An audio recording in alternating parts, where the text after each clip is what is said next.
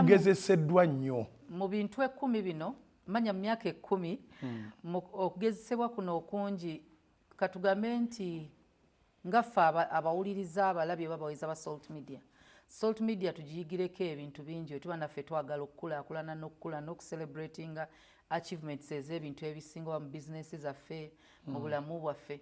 Ekintu ekimu kyendabye nga vision bearer tocompromisinga. Ebintu bizze bingi sitani aleese emmere nayo ganyo girya olindiridde ya mukama wegira woolira.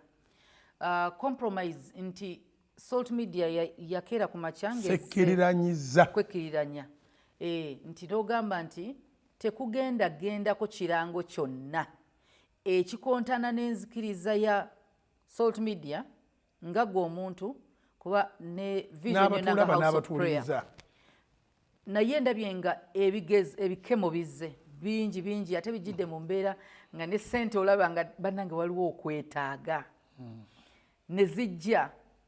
Ndabyeko ebiseera nga house of prayer musumba abantu nga bakutuukiridde oli nagamba waliwo abazungu bwe bati bagambye basobola ozimba house of prayer anche batamanyi pastor bamutuukiridde omuzungu ne bagamba omuzungu agambye ibo basobola ozimba Pentagon totaddemu wadde n'ekikumi eba tanki ne bagikwasa ebisigadde olisasula nga mpola mpola n'obuuza terms and conditions. Ssente zaabwe ziriko biki?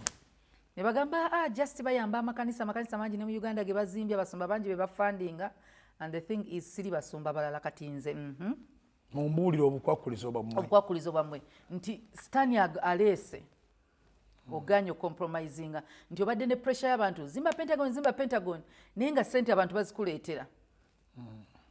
Waliwo ekimu ekikemo kye walina mu COVID.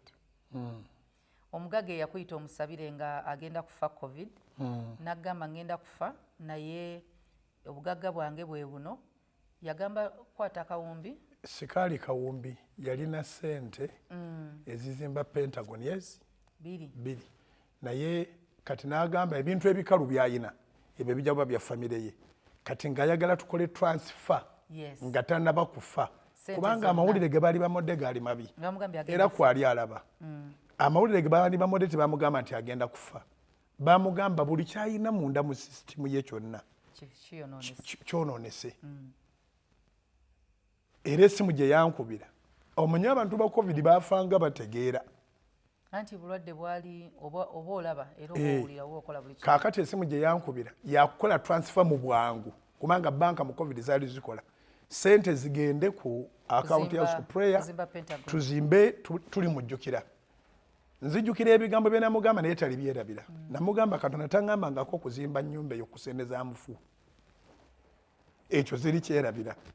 Ekyokubiri singa nze ntwala ssente ezo kitegeeza nti obulamu bw'ombutunzeemu ssente ezo ozze kukima obanga akimye omwoyo ne mugamba ssente ezo wazikuŋŋaanyanga za bintu birala naye kyoba otegeera nti zino lipooti zonna nga bazikuwadde olwo tosobola kuzibyanga namu si gw'ofa lipooti ze zigenda okufa. Teweerabira era wagamba oyagala awone ssente aziwe Mukama nga mulamu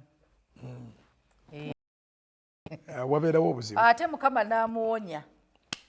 Ku olwo lwennyini yalina tesiti endala olw'eggulo ekyali kisinze okumweralikiza kyali kibumba ne bamukebera ng'ekibumba kiramu baakebera byonna okuva ku kisooka paka ku kisembayo byonna nga biramu era nze nange kyenyinza okwagala okuga era lipooti eyasooka nerabika ng'eyabadde ey'obulimba ate ng'ezasooka yalina ezi lipooti ezasooka yalina ezi eziraga talina mu kiramu naye eno nejja nezimenyawo n'akozesa n'amagezi n'afuna endala ate COVID yali amugye ku nnyonyi kuba tava ku nnyonyi.